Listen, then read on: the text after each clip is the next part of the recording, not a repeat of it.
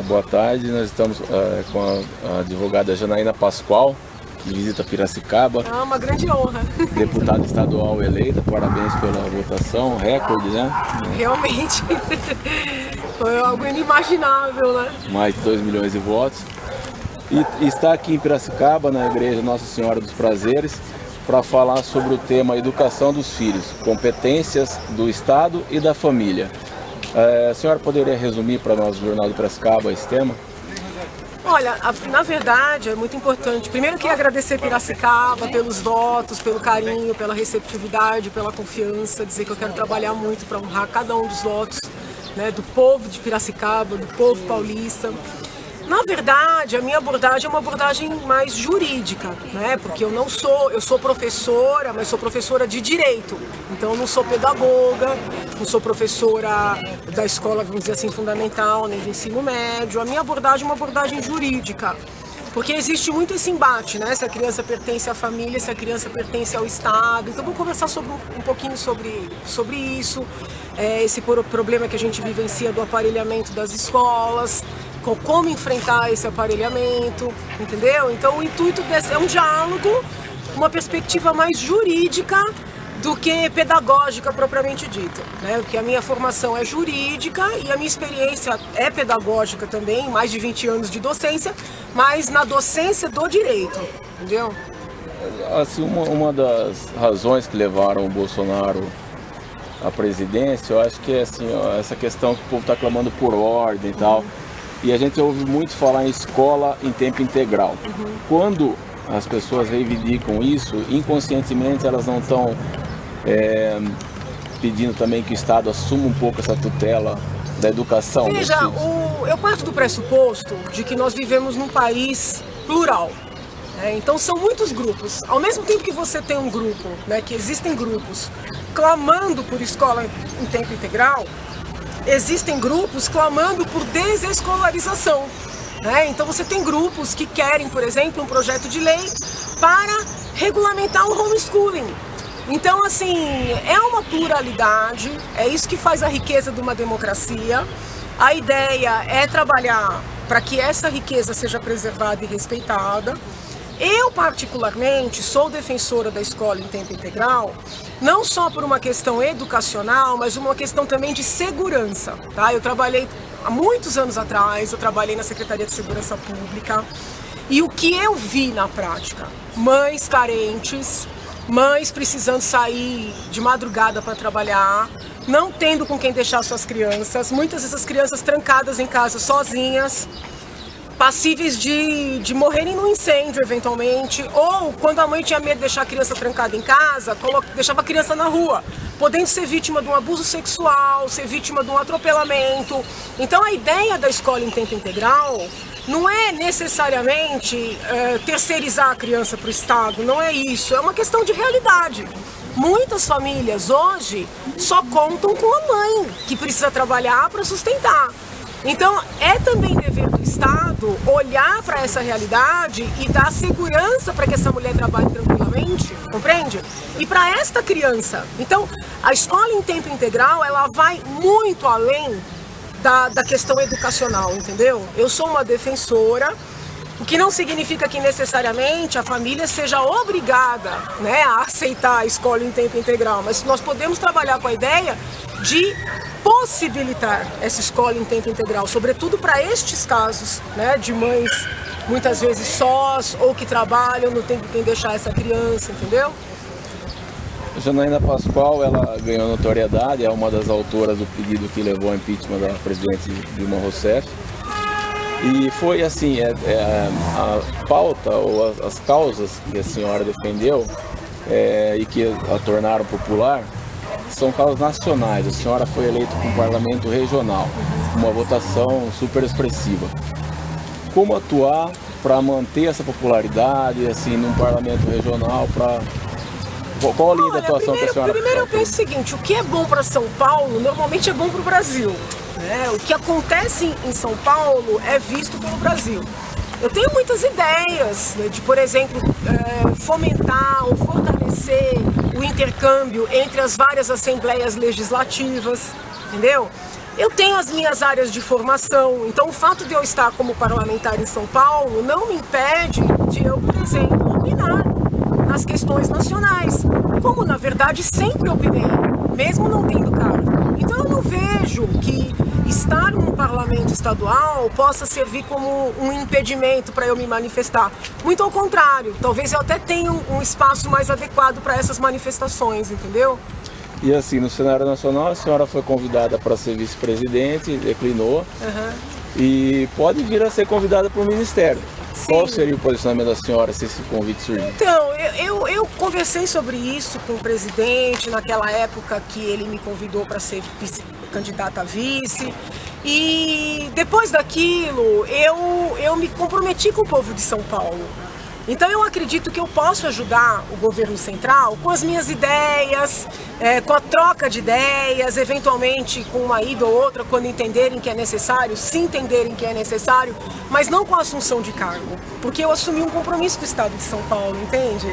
E eu acho que é importante nós criarmos a cultura, desenvolvermos a cultura das pessoas cumprirem os mandatos para os quais elas se apresentaram. Eu me apresentei candidata a deputada estadual, que são 4 anos. Eu tenho que cumprir esses 4 anos.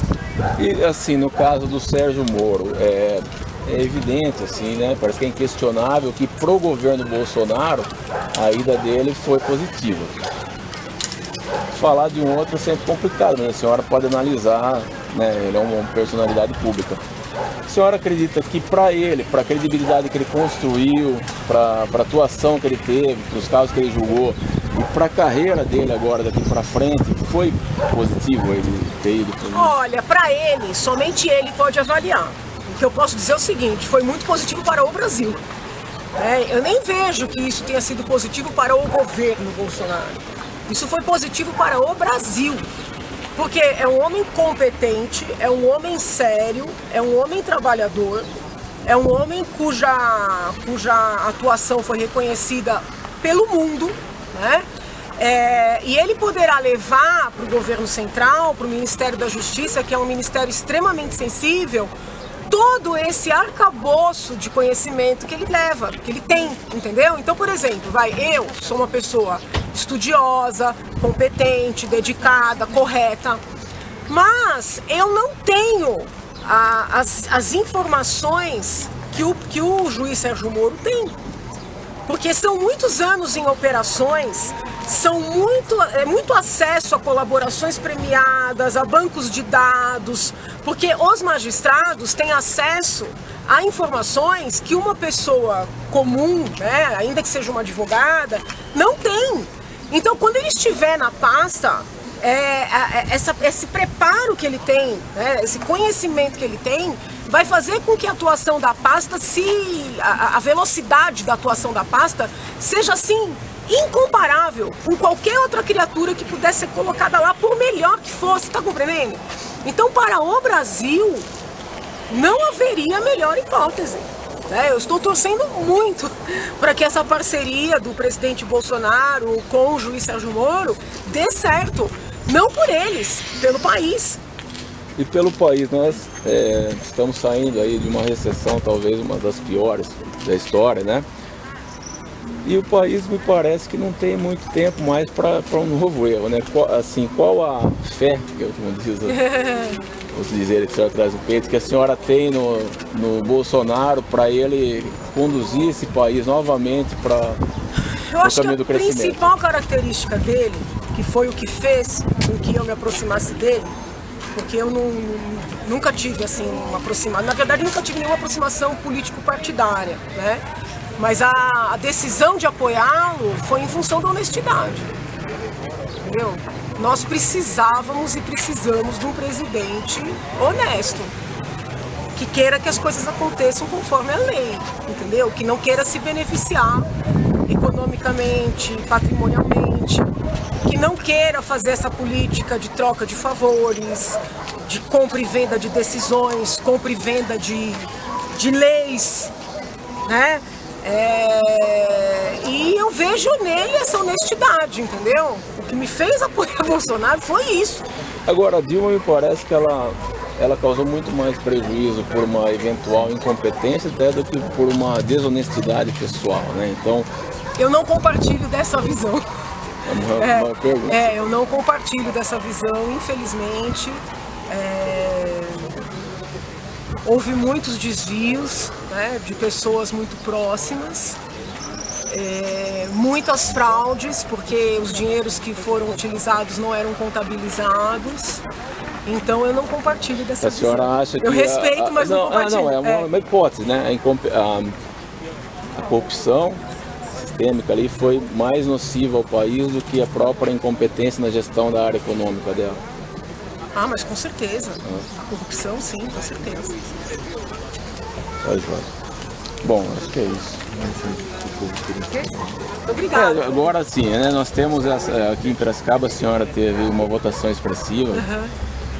E assim, como que a senhora pode atuar? O que a senhora pode fazer para justificar esses votos? Todas as cidades, todas as rádios das várias cidades têm entrado em contato comigo, porque até em função dos 2 milhões de votos, eu fui primeira, segunda e terceira colocada em todas as cidades do estado.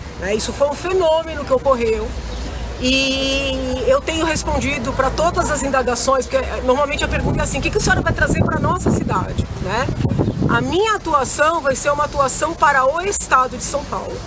Não será uma... Até nem tem como, porque não propus na campanha... Minha campanha não foi uma campanha regional, a minha votação não foi regional, a minha atuação não poderá ser regional.